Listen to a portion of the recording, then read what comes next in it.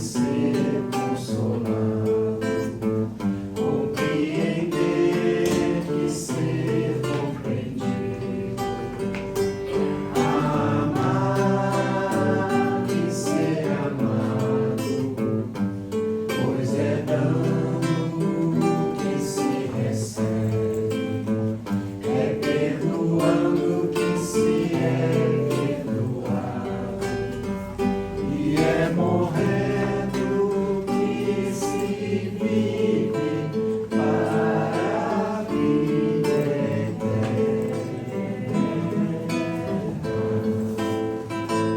Ó Mestre, fazei-me eu procure mais consolar e ser consolado, compreender e ser compreendido,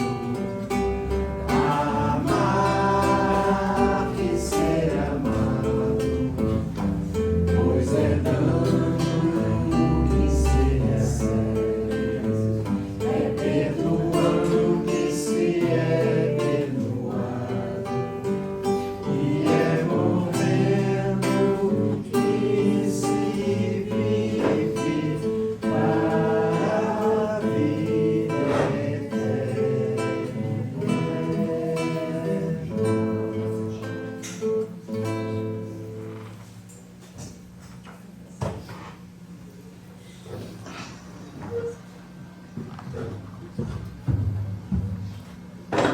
Boa noite a todos.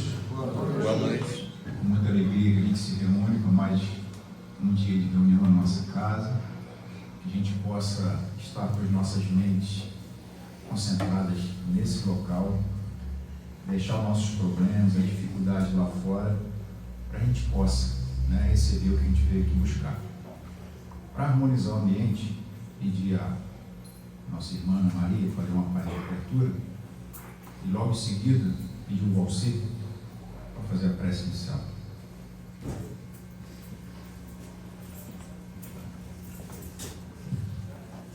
Boa noite. Vou fazer a leitura do livro Sinal Verde, de Francisco Cândido Xavier, pelo espírito de André Luiz. Notas breves. Não perca tempo, não fuja ao dever, respeite os compromissos, sirva quando possa, ame intensamente, trabalhe com ardor, ore com fé, fale com bondade, não critique, observe construindo, estude sempre, não se queixe, plante alegria, semeie paz, ajude sem exigências, compreenda e beneficie, perdoe quaisquer ofensas,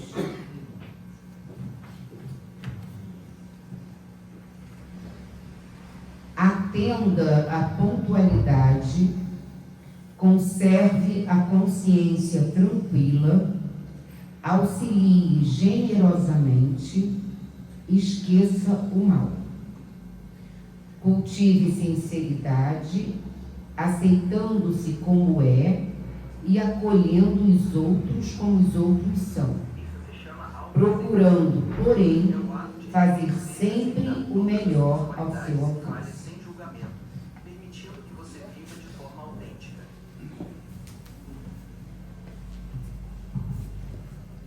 Boa noite a todos. Se todos prestaram atenção à mensagem, é meio complicado que pedir, né? Mas o que fazemos nós na casa espírita numa noite fria, onde a gente podia estar em casa tomando um caldinho, uma vaca atolada? Não é? O que nos move? Acho que essa é a pergunta que não quer calar. O encontro com Jesus, que nós fazemos aqui às sextas-feiras, aos domingos. Ah, mas posso fazer em casa também? Pode, com certeza. Só que nem sempre em casa você consegue falar e fazer o que você vem à casa espírita.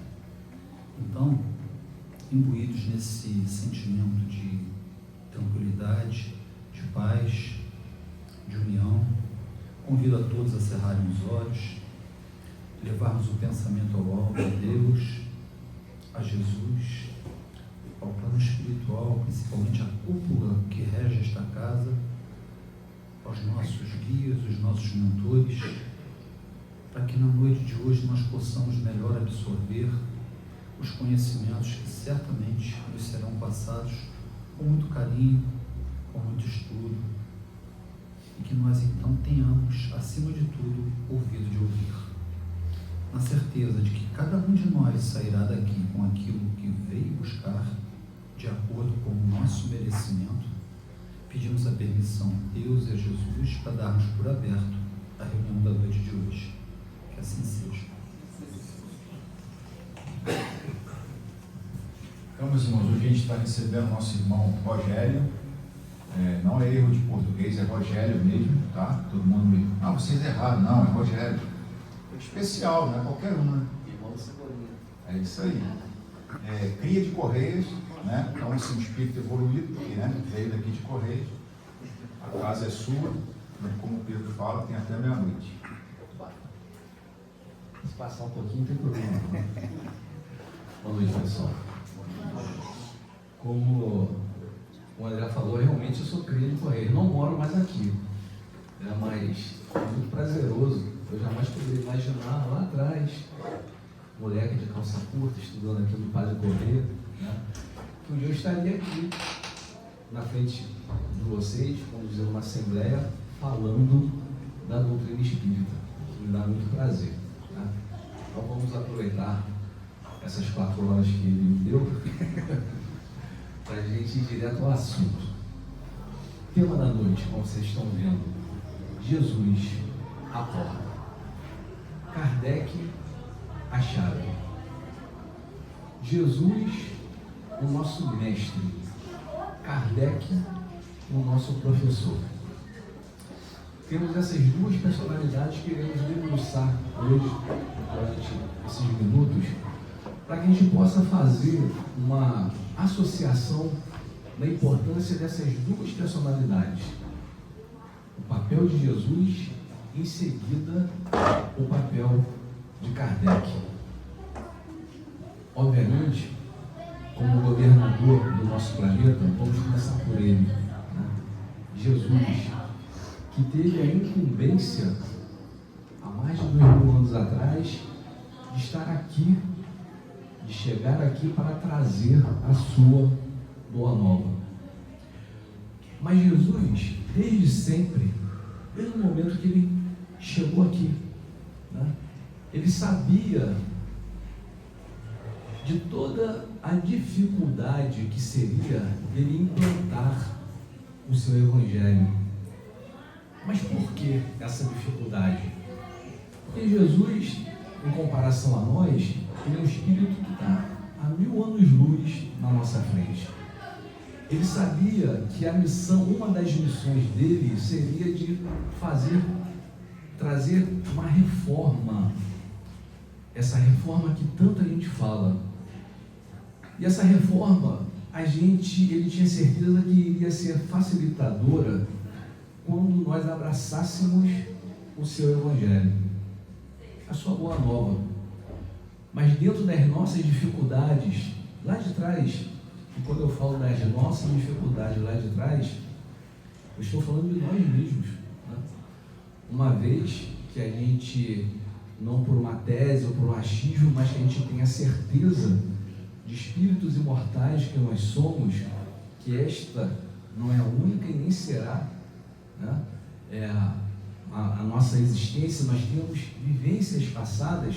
Quem sabe, né, nós nos estivemos lá quando Jesus pregava o seu evangelho, e que no meio daquela multidão, por mais que ele atraísse com seu magnetismo, nós ainda não tínhamos o preparo intelectual, espiritual, para entender o que Jesus falava sobre o espírito e não da matéria. Baseado nisso, Jesus sabia que a missão dele seria muito, mas muito difícil. Difícil no sentido de que ele sabia que a passagem dele não seria o tempo suficiente para ele poder retornar, deixando toda a sua tarefa, fazendo com que todos nós, toda a humanidade já estivesse reformada. Porque, na verdade, quando a gente fala reforma, o que remete quando a gente fala reforma? Reformar é fazer algo que está mal acabado, que não está perfeito, né? Precisamos reformar. E fazer essa reforma é a mesma coisa. Você levantar uma casa do alicerce é mais fácil do que fazer uma reforma de uma casa. Vai te dar mais trabalho, vai se gastar mais tempo, enfim, né? Vai ser muito mais trabalhoso a reforma do que quando você começa do zero. E quando Jesus chegou aqui, nós já estávamos aqui há bastante tempo. Então, a principal missão de Jesus era trazer exatamente a reforma. Jesus foi um reformador. Em todos os tempos, sempre que se despontava uma pessoa que trouxesse uma reforma, uma mudança de paradigma, uma mudança de ideias e de comportamento, sempre houve confronto, sempre houve críticas, sempre houve perseguições. E não foi diferente com Jesus. Jesus, quando chegou aqui, ele sabia que a sua tarefa seria árdua. Ele sabia que ele seria perseguido. Ele sabia que ele seria julgado, condenado. Tamanha a imperfeição nossa ainda. Por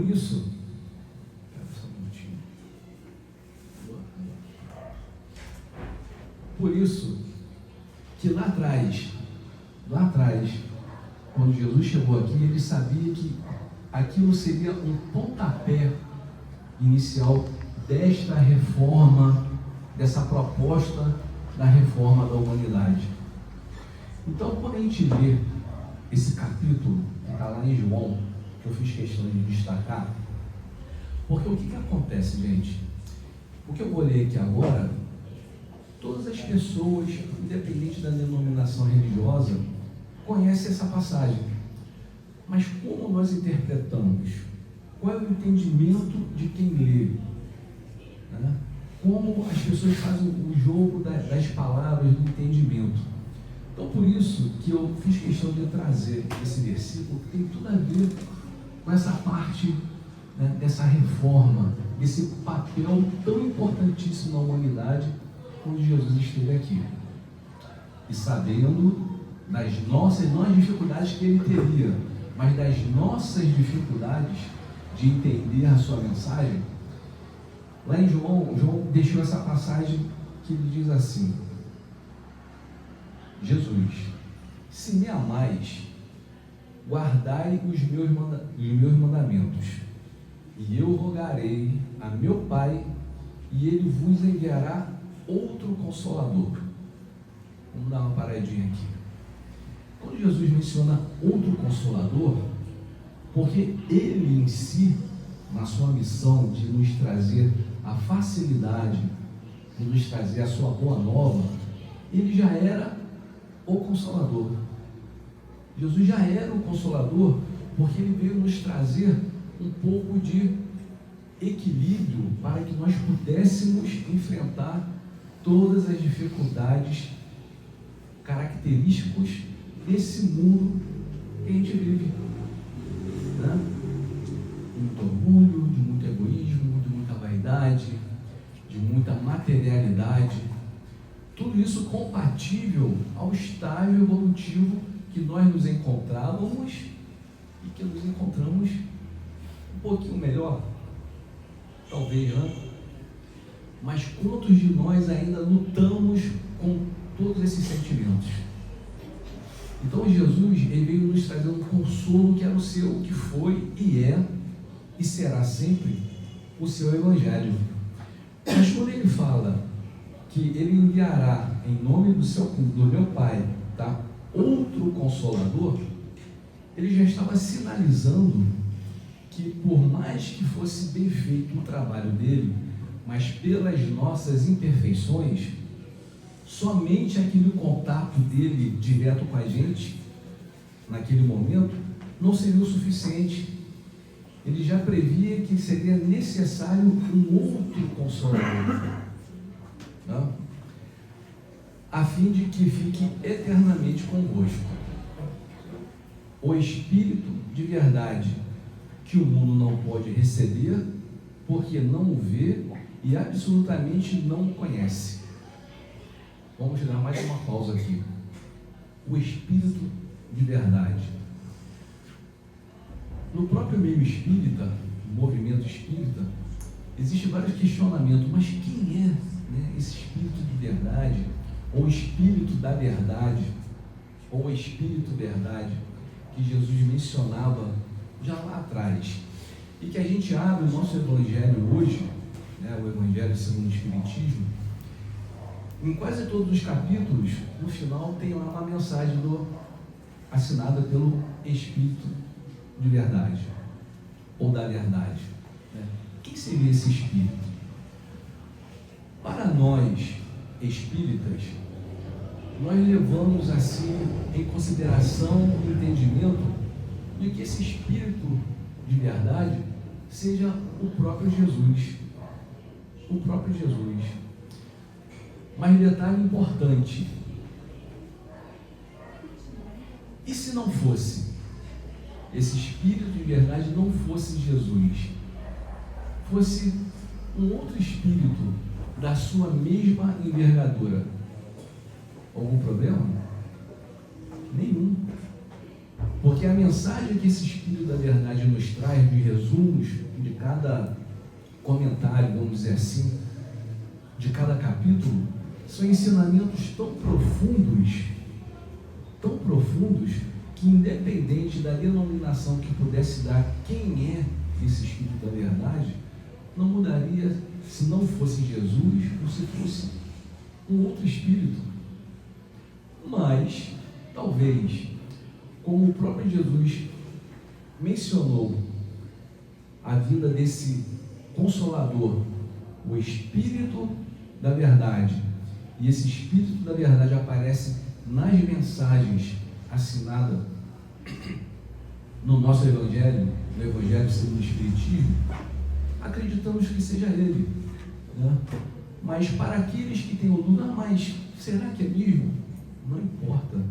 O conteúdo ali deixado, seja de Jesus ou de outro Espírito, o importante é o ensinamento. Porque nós temos o hábito de achar que Jesus é o único Espírito de escola que atingiu toda essa evolução espiritual. E não. Jesus simplesmente ele foi designado por Deus, nosso Pai, a governar e ser o dirigente desta morada. Mas existem outros Jesus crísticos, outros espíritos tão evoluídos quanto Jesus. Não tenham dúvida disso. Da mesma forma que cada um de nós estamos nessa forma ascendente, né, de evolução, né, cada um de nós somos um indivíduo, que eu tenho certeza que um dia eu também serei, ainda não sou, mas serei um espírito evoluído, como o André, né, como cada um de vocês que estão aqui. Obviamente, cada um na sua caminhada, cada um dando o passo que consegue dar, né?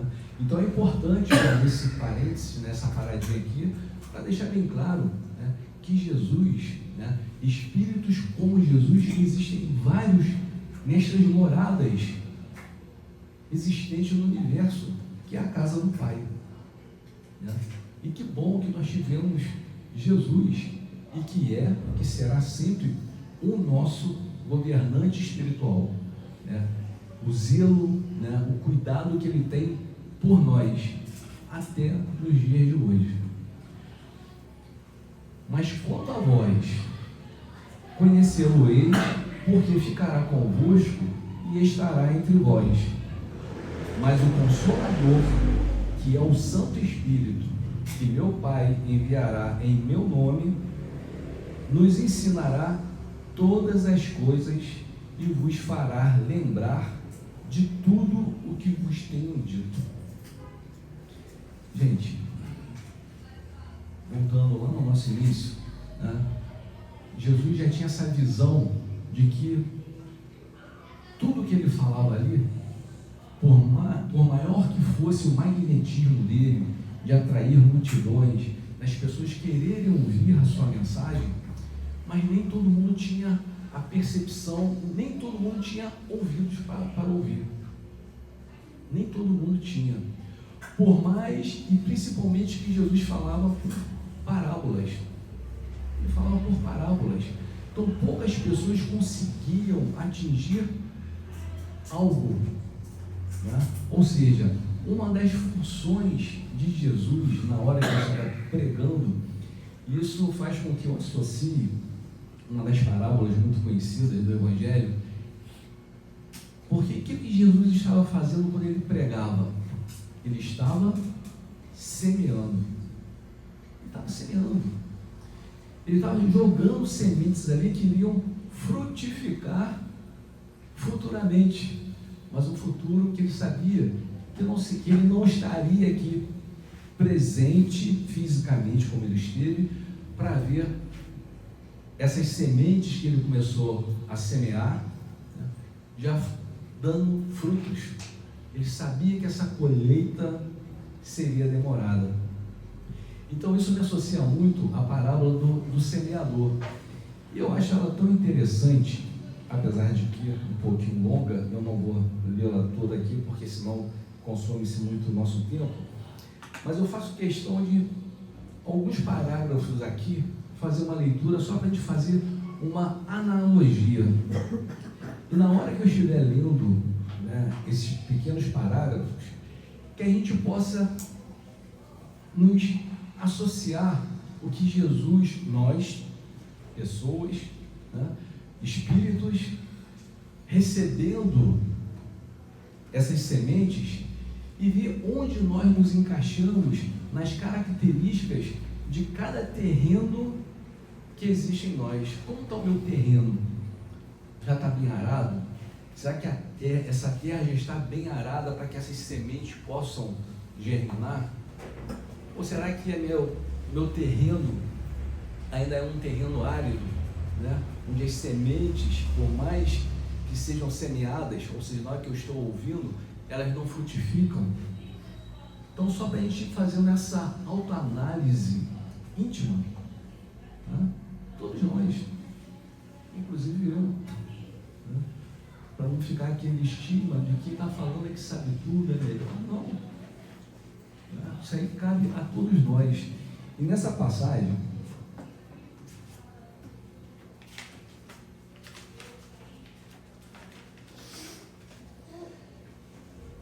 todo mundo ouviu falar na parábola do semeador, né? Ainda que a gente não tenha essa aula de cor salteada, mas a gente já tem uma noção do significado. Mas a interpretação é muitíssimo importante. A gente tem que saber interpretar com o coração, com a lógica e a razão, para não distorcer exatamente as coisas que Jesus falava sobre o Espírito, que é o imortal, que sobrevive, que segue em frente quando essa vestimenta aqui já não está mais aqui, né? Enfim, então ele começa assim: saiu o que semeia a semear a sua semente, e ao semeá-la, uma parte caiu junto ao caminho, foi pisada e as aves do céu a comeram. Vamos refletir um pouquinho, né? Onde nós nos encaixamos nessa parte onde ele saiu a semear. Jesus semeando pregando o seu evangelho, né?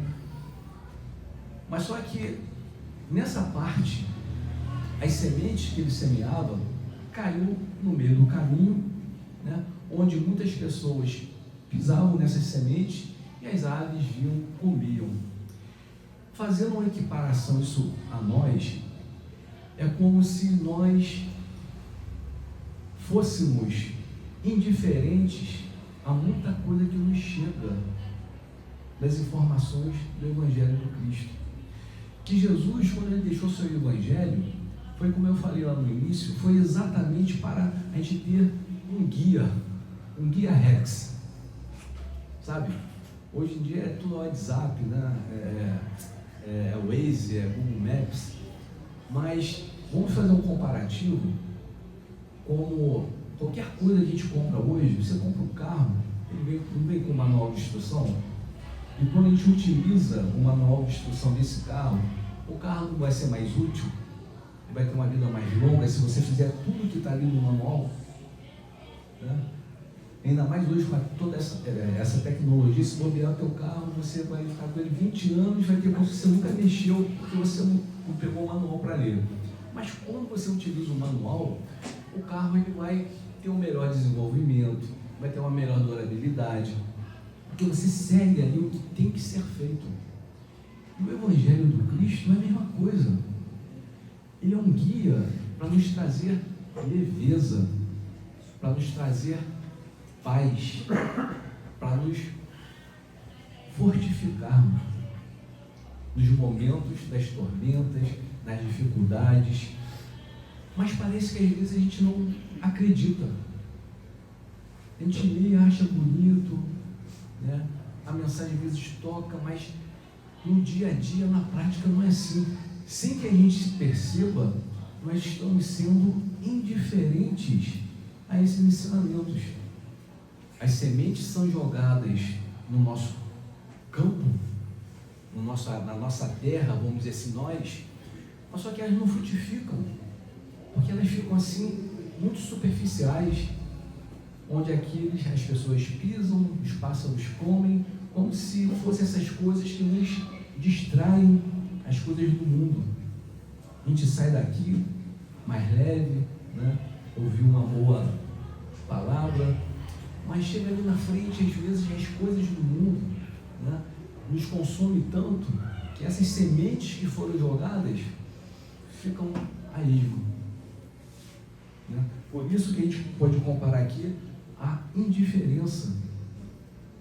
Ela não pode ser só diferente, a palavra, quando a gente está aqui, e se tornar indiferente quando a gente está lá fora. Essa é a nossa dificuldade ainda. E nós estamos falando de um ensinamento, de um evangelho que foi deixado há mais de 2000 anos atrás. Há mais de 2000 anos atrás. Como nós caminhamos lento, devagar, né? Como nós não aproveitamos cada oportunidade de estarmos aqui, mergulhados novamente. Enfim, mas dando seguimento, aí na segunda parte ele fala assim: outra caiu sob pedregulho, onde não havia muita terra. Nasceu depressa, mas logo que saiu o sol, entrou a queimar-se, e como não tinha raiz, secou. Vamos fazer mais uma analogia, né? Essa segunda parte eu costumo associar nós, os espíritas, os católicos, os protestantes. A gente não está falando de religião, estamos falando de nós, tá? Os entusiastas. Quantas vezes a gente vai ver uma palestra, ouve uma palestra, participa de um seminário, presta bastante atenção no tema que está sendo explorado, né? E aquilo nos dá um entusiasmo, né? Mas é isso mesmo, né? Caramba, tá ali, gostei. Dei aquele movimento, aquele entusiasmo de que você, não, eu vou fazer, vou acontecer, vou me doar mais, né? Vou me dedicar mais a essa reforma que é proposta do Cristo, é nos trazer os ensinamentos para a nossa reforma íntima. A gente se sente motivado, entusiasmado pelo que ouviu ou pelo que assistiu. Mas só que, quando saiu daquele movimento, passado 1, 2, 3 dias, quando você vê, você está o mesmo. Porque aquela semente que foi jogada e que te deu aquele up, né? Aquele entusiasmo que te jogou lá para cima, ela caiu em pedregulhos, onde tem pouca terra, onde fica muito exposto ao sol.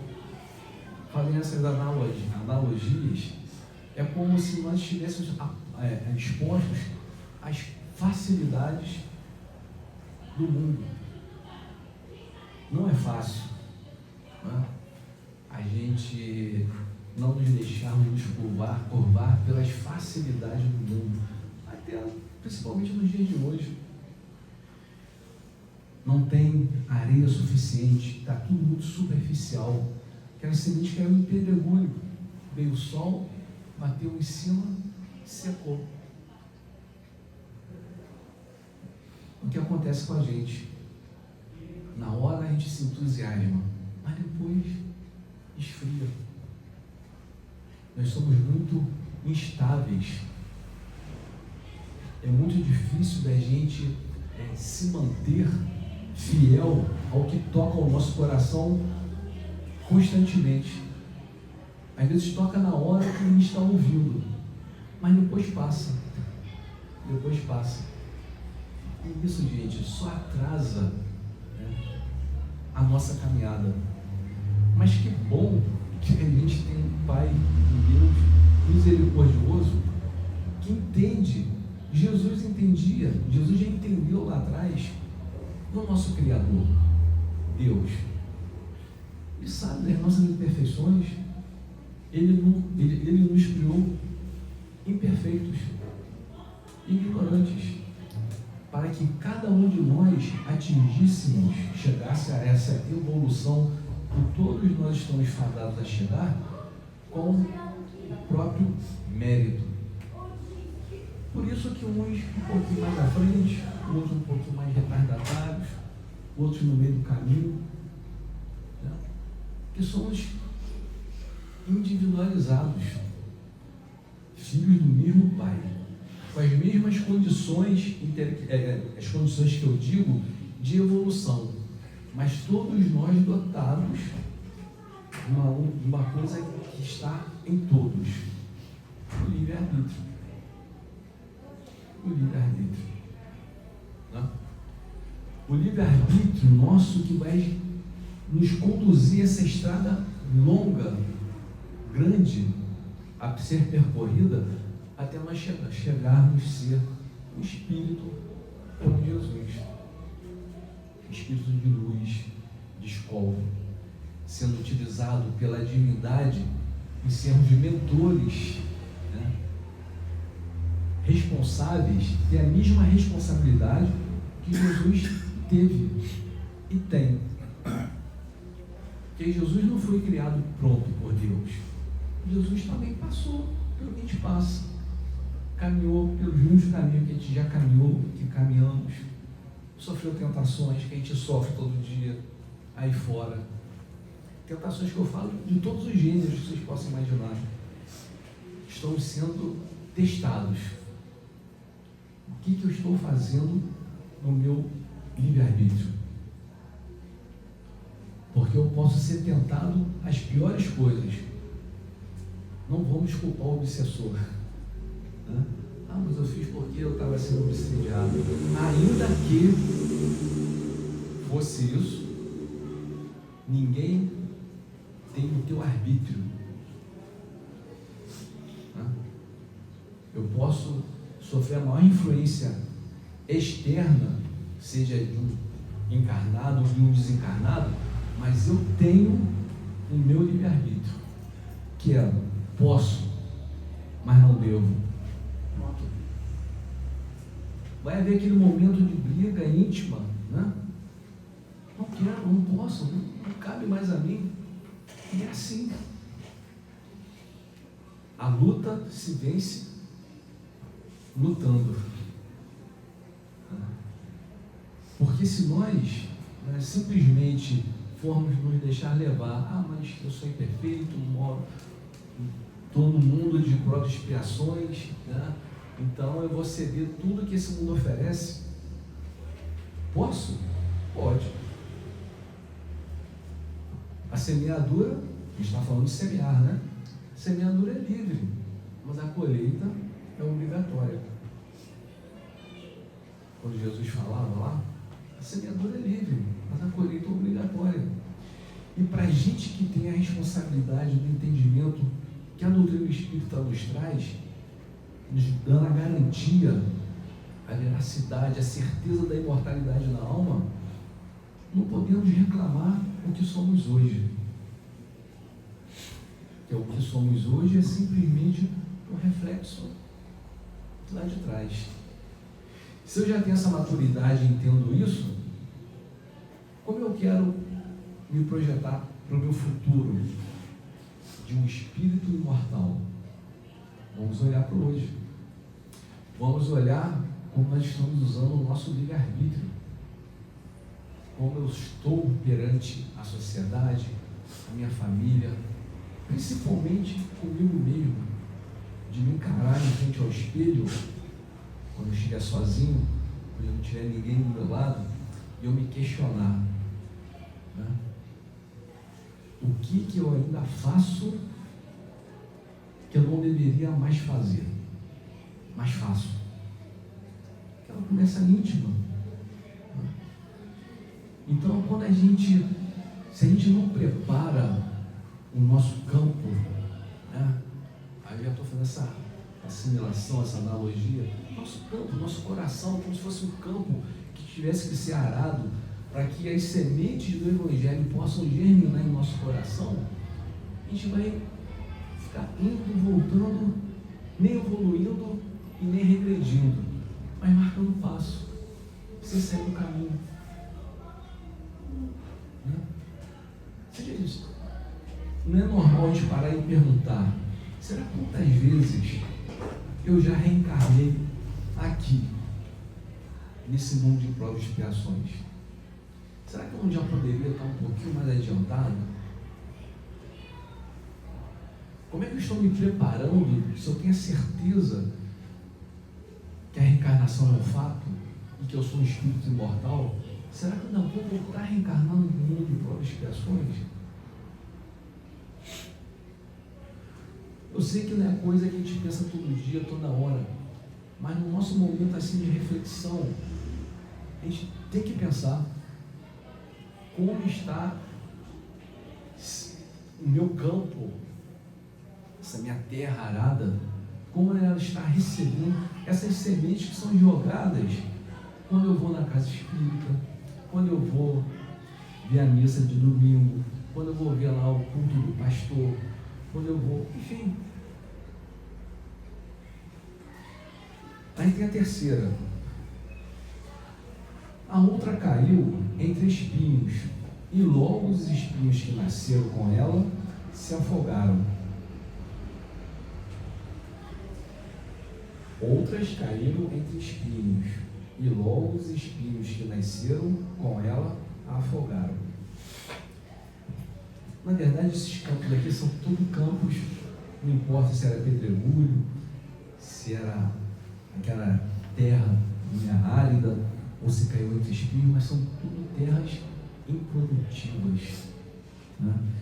Mas fazendo uma analogia dessa aqui, que foi jogado e os espinhos vieram e abafaram, impediu para que ela se frutificasse, a gente pode dizer que essa aqui está associada, né, totalmente, com certeza, às coisas, né, que nós nos distraímos, porque nós ainda, com a nossa falta de vigilância, nós ainda queremos ter mais do que ser mais. E para a gente ter mais, não é feio, não é proibido. Porque existe uma lei no universo, que é a lei do equilíbrio. Tem nada demais que eu querer ter uma casa confortável, ter um carro bom, de ter condições de poder fazer uma viagem, nem que seja uma vez no ano, ter, né, uma vestimenta adequada para o meu trabalho. Não é nada proibido. Isso a gente chama que é fruto do teu trabalho. Está lá na lei do trabalho, quando estuda no livro dos Espíritos, na lei do trabalho. Mas não é o tema da noite, outro dia eu volto a lembrar. Isso é fruto do seu trabalho, mas o problema é a nossa distração. Se a gente procura levar uma vida equilibrada em ter e ser, quando a gente fala esse ser, é ser uma pessoa desprendida das coisas da matéria, apesar de que a matéria seja importante, mais importante é não deixar com que a matéria se eleve ao espírito. Quantas complicações, não só aqui, como espíritos encarnados, vivemos, criamos para nós, por termos esse descontrole, desse equilíbrio, em só querer ter, esquecendo um pouquinho de ser. Quando a gente fala ter, é porque você direciona todas as suas energias para o material. E quando a gente fala o ser, é quando você canaliza o mais importante, né, que é o espírito. Aquele velho e sábio mensagem de Jesus, né? Que não há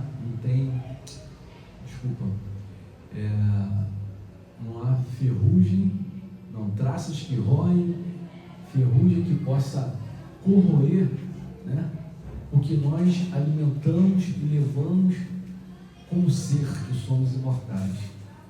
A gente vai levar exatamente o que nós conquistamos em termos de moralidade, de compaixão, de caridade, homem de bem.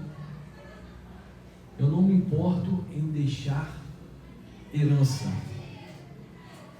Eu me importo em deixar saudade. Tem muito mais valor. É muito mais gostoso você ouvir de filhos, de netos: puxa, que saudade do meu pai, que saudade do meu avô, que foi simples, humilde, né? Não deixou herança nenhuma, mas deixou a saudade, por ter sido um homem íntegro, bom, carinhoso, afetivo, carismático, caridoso, um homem de bem. Esses valores nenhuma traça rói, nenhum ladrão leva de você. Agora, as demais, a gente não leva, vai ficar.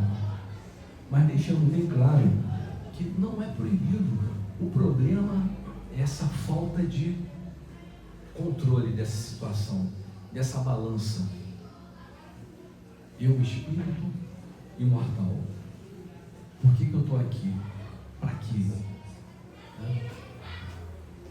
O desapego, quantas complicações que se desenrolam quando não estamos mais aqui, lá do outro lado, por causa do apego, por causa desse desequilíbrio, de tudo isso que a gente está falando.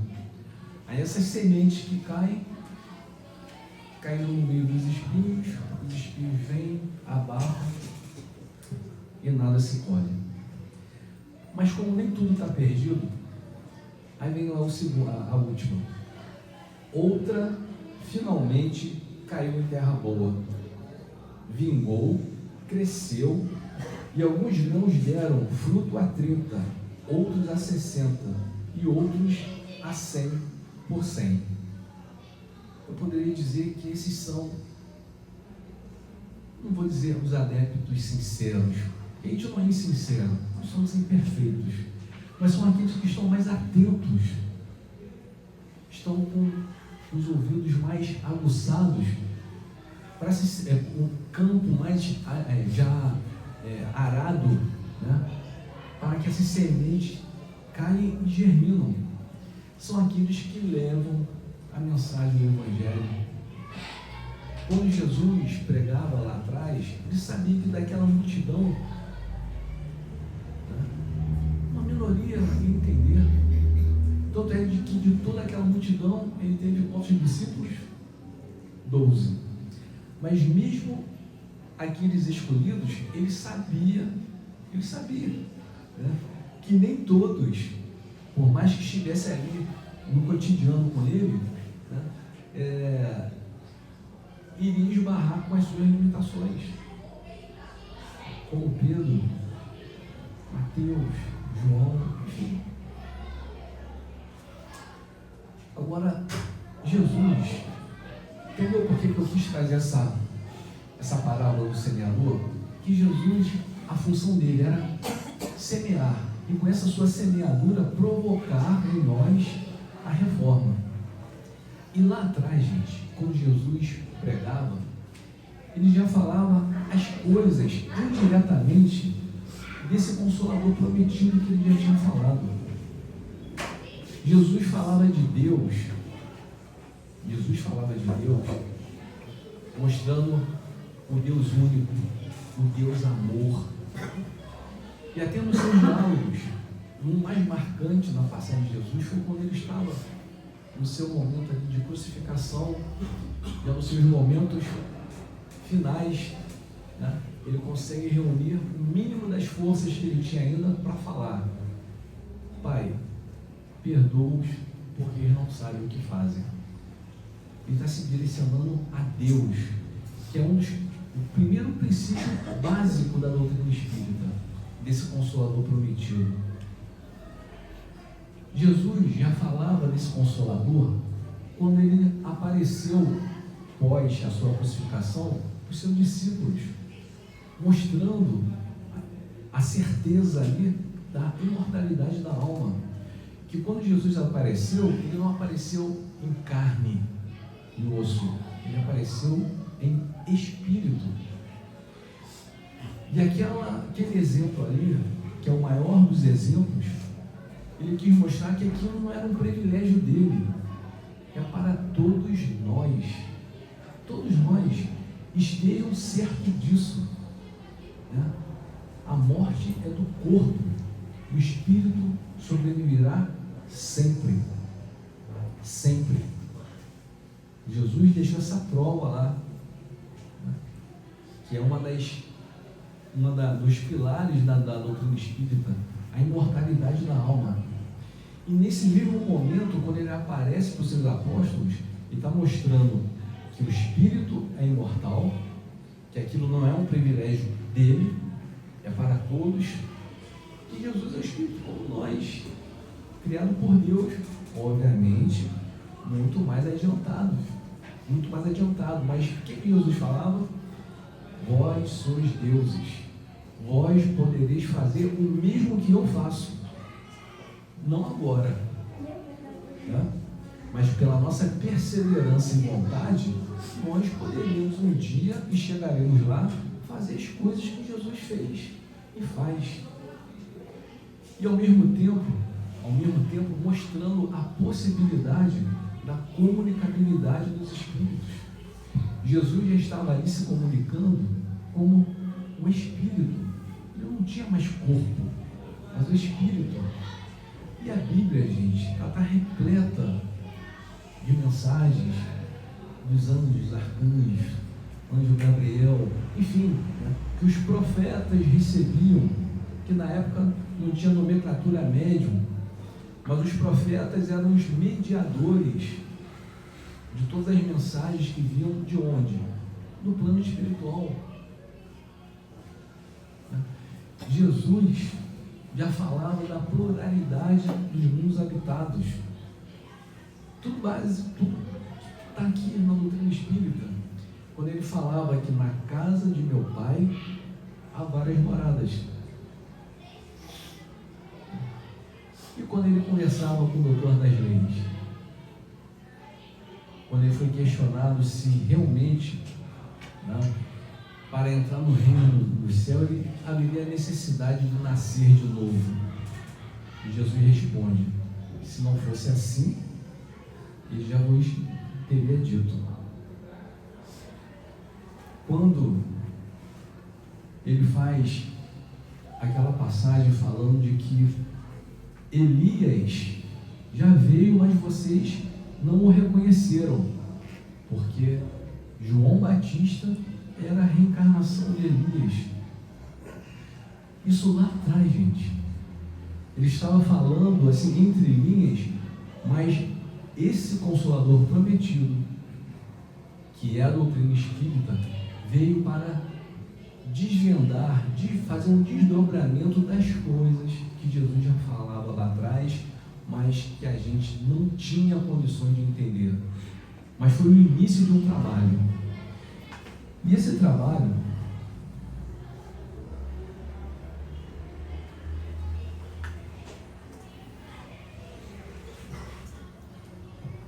trabalho foi dado a incumbência. Agora a gente entra na segunda parte da nossa reunião, né? Que o Jesus, inegavelmente, será sempre o nosso mestre. Agora, no plano espiritual, no momento certo, na hora adequada, como prometido por Jesus lá atrás, que seria enviado um Consolador prometido pelo Pai em seu nome, mas no momento certo, no momento adequado. Agora eu quero chamar a atenção de vocês para um detalhe importante. Jesus, quando esteve aqui, isso já faz 20 séculos, né? 21 séculos. A doutrina espírita, o Consolador prometido por Jesus, ela está aqui há 160, vou fazer uma conta redonda, para a gente andar rápido, 170 anos, um século e meio, um século, um pouquinho mais, mais um pouquinho. Né?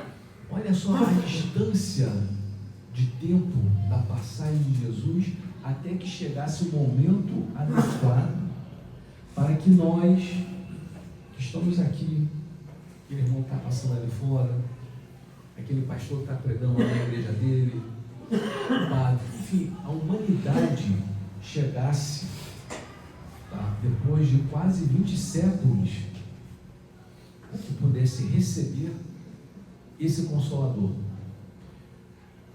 A gente não para fazer essa conta.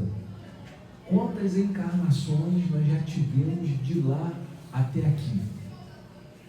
É tempo pra caramba, né? E nós ainda encontramos dificuldades de pôr em prática a boa nova, o guia, o manual de instrução do bom proceder que Jesus deixou lá atrás, o seu Evangelho. Mas tudo bem, se formos fazer essa comparação, por mais imperfeitos que nós somos ainda, mas já caminhamos bastante. Apesar de ver tanta coisa ainda acontecendo neste mundo de ruim, mas também tem muita coisa boa acontecendo. Mas nós já atingimos, tá, uma maturidade para a gente poder compreender, tá, e fazer com que essas sementes germinem em nosso jardim, no nosso campo, que são essas verdades que Jesus falava lá atrás e que a doutrina espírita codificada por Kardec veio trazer. Mas ainda,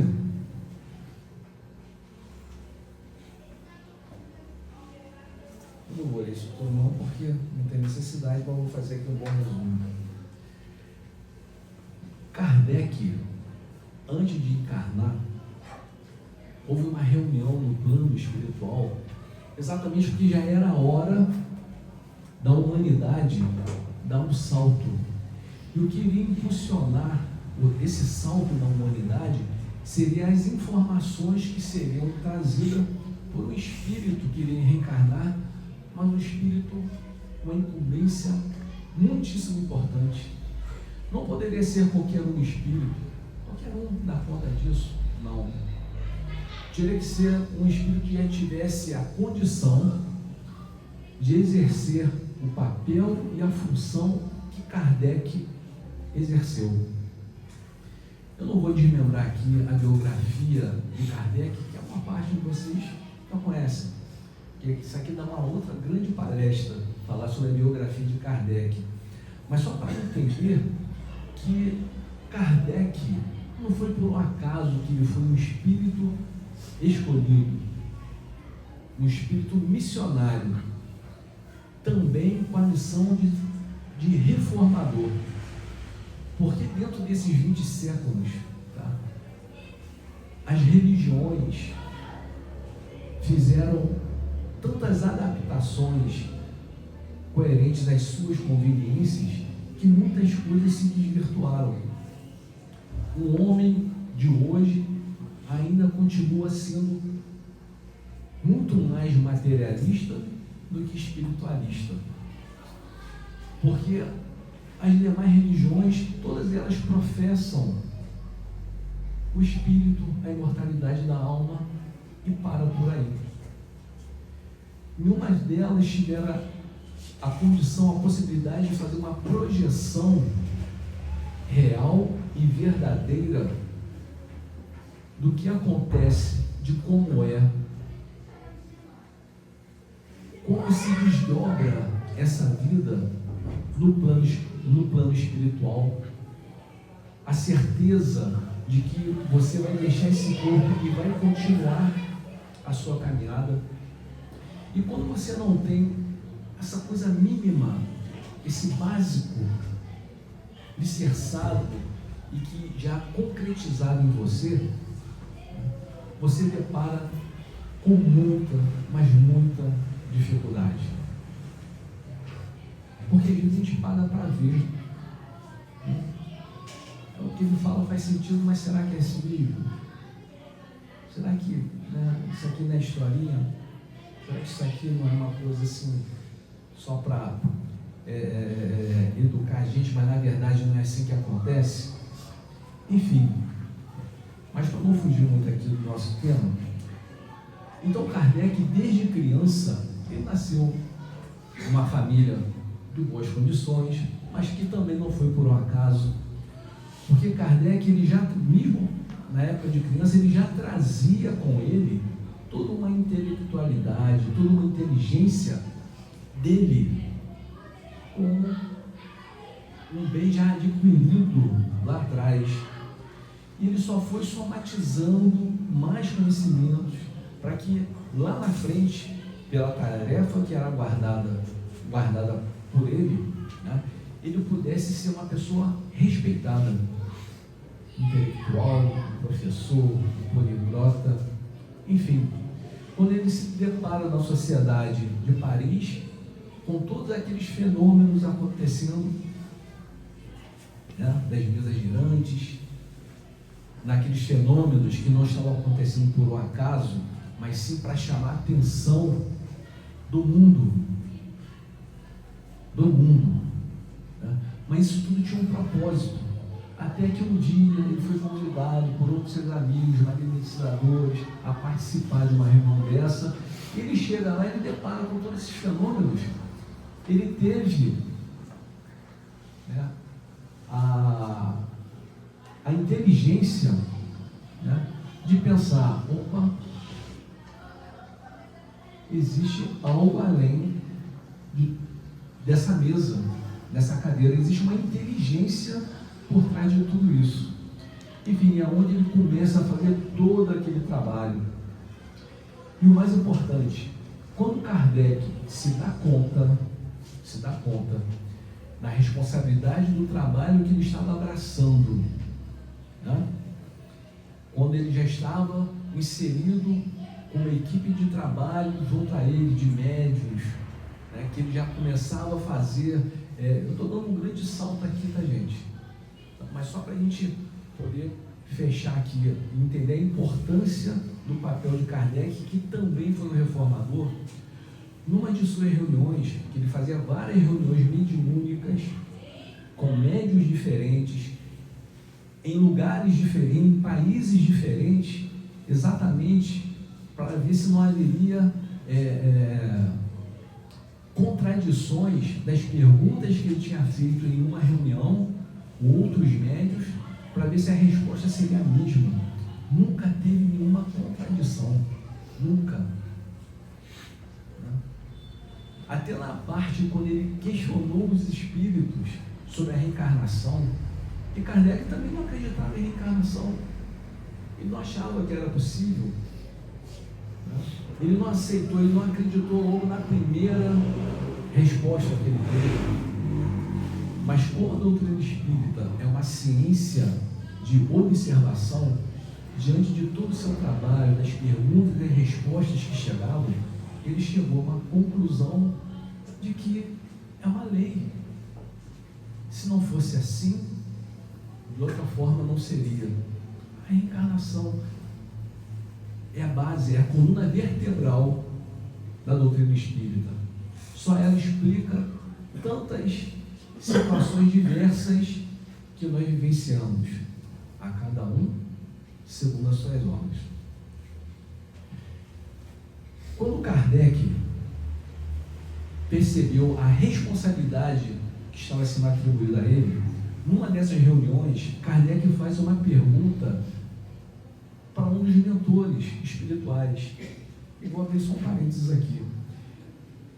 Quem eram esses espíritos que respondiam aquelas perguntas tão bem elaboradas por Kardec, por ele ser um intelectual? Quem eram aqueles espíritos? Irmãos nossos, que estiveram aqui também, que caminharam como nós, que passaram por todas as tentações, dificuldades, né? Que venceram, se venceram, mostrando que um dia nós também chegaremos lá. Eles simplesmente estavam na frente, eles tinham mais maturidade para poder responder tudo que Kardec perguntava.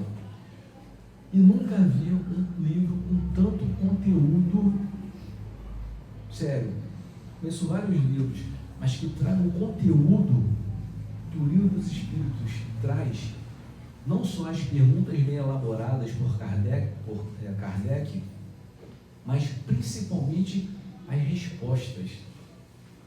Mas aí Kardec, ele viu o tamanho da responsabilidade que estava sendo atribuída a ele. Ele virou, numa dessas reuniões, virou para o espírito, né, mentor da resposta, e perguntou o seguinte: cadê? Que causas poderiam determinar o meu maluco? Ou seja, o meu fracasso, né, a minha incompetência de poder conduzir um trabalho de tremenda importância, né? Seria a insuficiência das minhas capacidades? Isso Kardec perguntando. Quando eu estava aqui preparando, lendo, né, antes de eu ler a resposta que o Espírito deu, né, quando Kardec questiona, seria insuficiência das minhas capacidades desse trabalho tão importante ir por água abaixo? Aí eu pensei assim, não, porque eu acho que Kardec, pela toda intelectualidade dele, é a pessoa certa. Aí o que os espíritos respondem? Não. Eu tinha acertado a resposta. Não, mas a missão dos reformadores é preender em escolhos e perigos, previno-te de que é rude a tua, porquanto se trata de abalar e transformar o mundo inteiro. Gente, essa resposta é muito forte. Previno-te de que a tua é rude, como foi a de Jesus. Porquanto se trata de abalar e transformar o mundo inteiro. Durante esses 20 séculos, quantas ideias, quantas fé mal amadurecidas foram criadas na humanidade por desconhecimento de o que nós somos. Muita gente não acredita ainda que você é um espírito.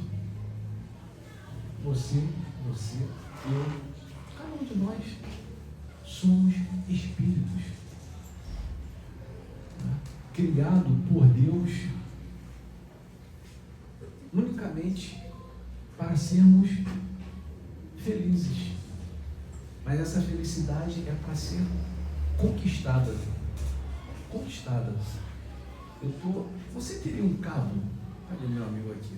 Consigo conectar aqui ou não? Não vai ter necessidade. É que o meu está acabando aqui, é que eu já estou aqui no finalzinho, mas tem um texto no final que é importantíssimo para eu fechar aqui. Mas se eu não der, está projetado aqui, a gente vê. Então, essa parte de Kardec, Kardec também foi perseguido, Kardec também foi traído. Todas as perseguições, todas as dificuldades, né, que Jesus encontrou lá atrás, Kardec também encontrou aos montes. Porque tudo que é novidade, tudo que é jogado luz, no início causa um certo incômodo, né? A luz às vezes ofusca um pouco, mas depois você se adapta a ela. É assim. Jesus, por isso essa comparação do papel de Jesus e a continuidade de Kardec. E não são só os dois. Na humanidade, quantos outros espíritos missionários já passaram aqui? Não estou falando só de doutrina espírita, não. Porque se fosse só de doutrina espírita, tivemos e temos, né, na atualidade, alguns já desencarnaram, Chico Xavier, Divaldo Franco, Ana Ivone, enfim. Mas também do outro lado, Irmã Dulce, Madre Teresa, Mahatma Gandhi. Quantos espíritos já vieram? Quantos estão, não só na religião, em vários setores, na arte, na cultura, na ciência, na medicina? Porque dá a impressão que é só na religião que vem os espíritos evoluídos. Em toda a categoria, vamos dizer assim, como eu mencionei, cultura, tecnologia, ciência, trazendo conhecimentos. Quantas crianças nascem aí, despontando sabedorias? Crianças. Quando eu falo crianças mesmo, que nem na escola entraram já dão sinais na parte de música, de língua, medicina. Existe casos, se a gente fosse parar para contar aqui, crianças com 11, 12 anos, já com potencial de estar numa faculdade de medicina, trazendo esse conhecimento de onde? De onde? Mas, gente, para a gente fechar aqui, existe um livro, tá, que se chama Opiniões Espíritas. André, você falou que eu poderia falar até meia-noite, mas eu vou passar só mais 2 minutos. Tá? Esse livro Opiniões Espíritas é um livro que traz várias mensagens de vários espíritos, tá? Tudo psicografia de Chico Xavier. Mas só que essa mensagem aqui que eu selecionei para trazer para a gente encerrar aqui a nossa reunião, mostra exatamente essa cumplicidade, né? Como a gente está falando, acabou da hora, viu? Como a gente está falando, e nós somos espíritas, estamos dentro da casa espírita e falando da importância do papel de Kardec, tá? Cumprindo uma promessa que Jesus falou lá atrás. Então a gente vai ver como é que os dois estão assim, verbalmente muito bem conjugados. A função de cada um deles, né, de trazer, né, fazer esse movimento de reforma, começando pela Boa Nova de Jesus e depois completando com o Consolador prometido, que é para mostrar e jogar luz e entendimento das coisas que Jesus falava lá atrás e eram mal compreendidas. E nessa passagem aqui, nesse texto, tá? Apesar de ter sido por espíritos diversos, mas essa mensagem específica aqui foi de Emmanuel, que foi o mentor de Chico. Tá? Então ele fala o seguinte: Allan Kardec, o professor e o codificador. Não é aqui não. Peraí.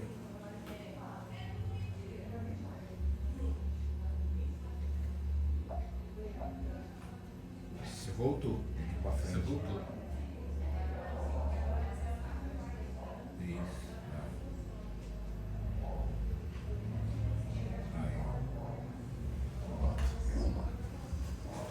Então a mensagem de Emmanuel, só para a gente encerrar aqui a nossa reunião. Tá? Opiniões espíritas. Luminosa a coerência entre o Cristo e o apóstolo que lhe restaurou a palavra. Jesus, o mestre. Kardec, o professor. Jesus refere-se a Deus junto da fé sem obras. Kardec fala de Deus rente às obras sem fé. Jesus é combatido desde a primeira hora do Evangelho pelos que se acomodam na sombra. Kardec é impugnado desde o primeiro dia do Espiritismo pelos que fogem da luz. Jesus caminha sem convenções. Kardec age sem preconceitos. Jesus exige coragem de atitudes. Kardec reclama independência mental. Jesus convida ao amor. Kardec impele a caridade. Jesus consola a multidão. Kardec esclarece o povo. Jesus acorda o sentimento. Kardec desperta a razão. Jesus constrói. Kardec consolida. Jesus revela. Kardec descortina. Jesus propõe. Kardec expõe. Jesus lança as bases do cristianismo entre fenômenos mediúnicos. Kardec recebe os princípios da doutrina espírita através da mediunidade. Jesus afirma que é preciso nascer de novo. Kardec explica a reencarnação. Jesus reporta-se a outras moradas. Kardec menciona outros mundos. Em suma, diante do acesso aos mais altos valores da vida, Jesus e Kardec estão perfeitamente conjugados pela sabedoria divina. Está do outro lado, mas não preciso passar. Emmanuel. É isso, gente. Que a gente possa fazer essa conjugação, principalmente quando nos aniversários do Espiritismo falar que a gente adora Kardec e não a Deus, ou não a Jesus, que é um contrassenso tão imenso, que isso acontece, né? Que a gente possa ter a postura, né? Não de abrir discussão, mas de mostrar de que todas as religiões têm, já teve, têm e terão seus missionários. Kardec foi um, como Madre Teresa foi outra, como vários pastores que deixaram suas mensagens, perfeito? E nem por isso eles foram substituídos, Jesus tenha sido substituído por eles.